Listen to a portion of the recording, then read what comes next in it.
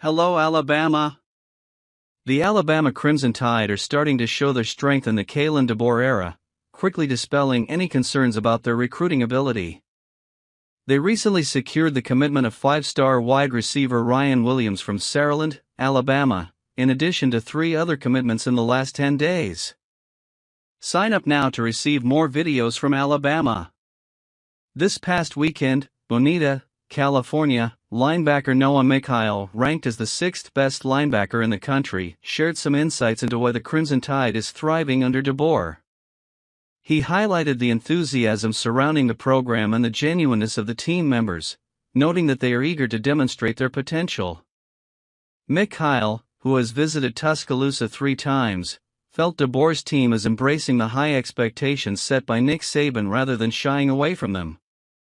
One aspect that stood out during his visit was the support of the team, not only to meet past legacy expectations, but also to exceed them and raise Alabama's level even higher. Mikhail has 35 scholarship offers from several prominent universities, including Alabama, Florida State, Georgia, Miami, Michigan, Notre Dame, Ohio State, Oklahoma, Oregon, Stanford, Tennessee, Texas, USC, among others. His experience visiting various programs shows the great interest teams have in him. And there's more. Nick Saban, the legendary former Alabama football coach, championed the idea that student athletes could share in some of the revenue generated by college sports, but emphasized that turning them into university employees is not the right path forward. Future of the university sports system. At a roundtable hosted by Senator Ted Cruz to discuss issues related to name, image and likeness, NIL, as well as the future of college sports, Saban expressed his belief that student athletes should have the opportunity to share some of the revenue generated, without necessarily being transformed into employees. He proposed a revenue-sharing model that would allow athletes to share in the profits generated, thus creating a better quality of life for them. This system would also ensure that all athletes, regardless of the school they attend, receive fair compensation without creating competitive inequities. Alabama Director of Athletics Greg Byrne agreed with Saban, highlighting concerns about the potential negative impacts of making athletes employees of universities. Byrne warned this could result in a significant tax burden on athletes and potentially lead to the cutting of less profitable Olympic sports. Both expressed concerns about ongoing lawsuits that could fundamentally alter the relationship between colleges and student athletes, including the possibility of revenue sharing.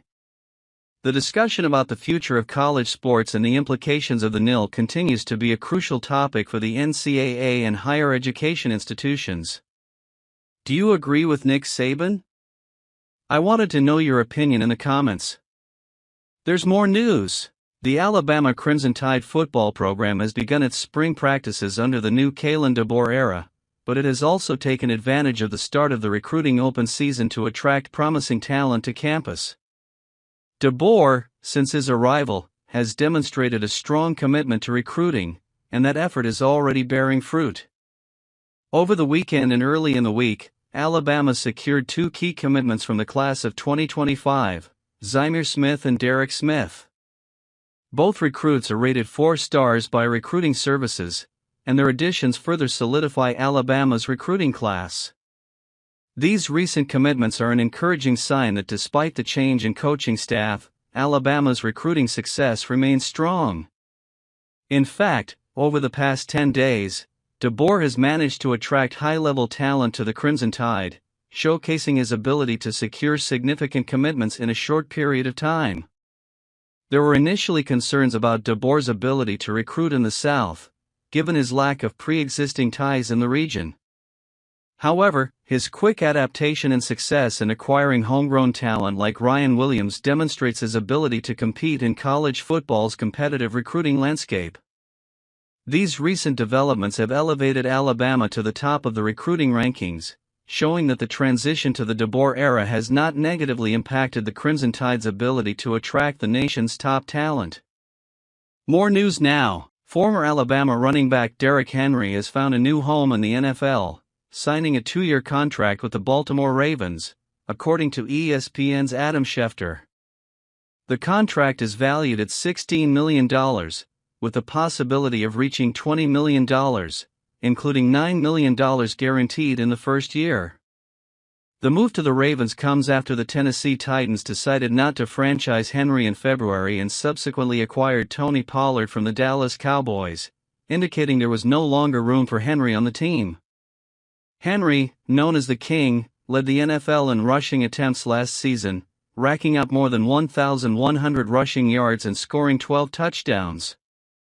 He brings with him an impressive performance record, including 2 rushing titles and a 2020 AP Offensive Player of the Year award. At 30 years old, Henry is still a dominant force in the NFL's ground game, and his presence should further strengthen a Baltimore Ravens team that is already one of the league's top contenders. With quarterback Lamar Jackson leading the charge, the addition of Henry could be exactly what the Ravens need to pursue a Super Bowl title.